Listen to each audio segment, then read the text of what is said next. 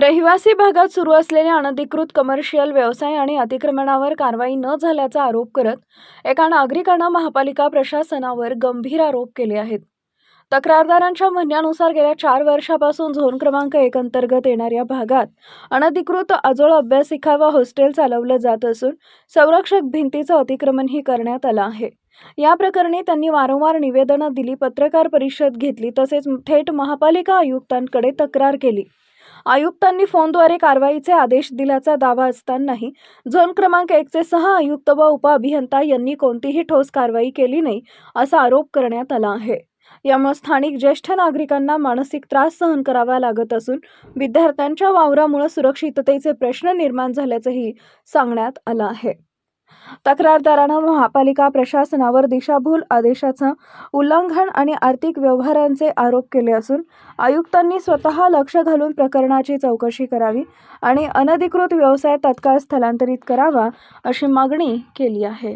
माझे सर्व पत्रकार मीडिया बंधूंना नमस्कार। माझे नाव सुरेश मधुकरराव बोबडे, राहणार गाडगेनगर, होंडा शोरूम मागे गल्ली क्रमांक 1 अमरावती येथे राहतो। मी स्वतः 4 वर्षापासून महानगरपालिकेत संघर्ष करून आलो, वारंवार अर्ज देतो, परंतु मनपा प्रशासनाकडून मला आजपर्यंत कुठलाही न्याय मिळत नाही व मनपाचे कोणीही अधिकारी येऊन न्याय सुद्धा करत नाही।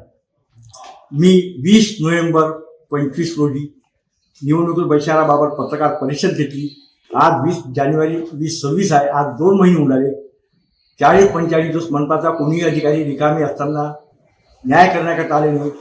उलट 7/1/26ला मतदानाच्या ह्याच्यात व्यस्त असताना ते लोक आले। त्या टाइमला मी घरी होतो। मी ऑलरेडी नागपूरला अगोदर 6 तारखेला गेलो होतो। मला कुठली येण्याबद्दल सूचित केले नाही।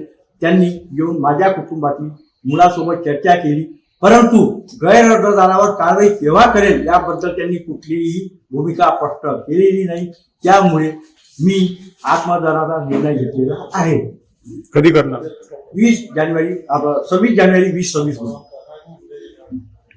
शहरातील कुठल्याही प्रमुख कार्यालयासमोर झोन क्रमांक 1 चे तिथील सह-आयुक्त व उपअभियंता श्री अवसई यांच्या विरुद्ध माझा आत्मदानाचा कार्यक्रम नियोजित केलेला आहे। सर, आपले मुद्दे सांगा।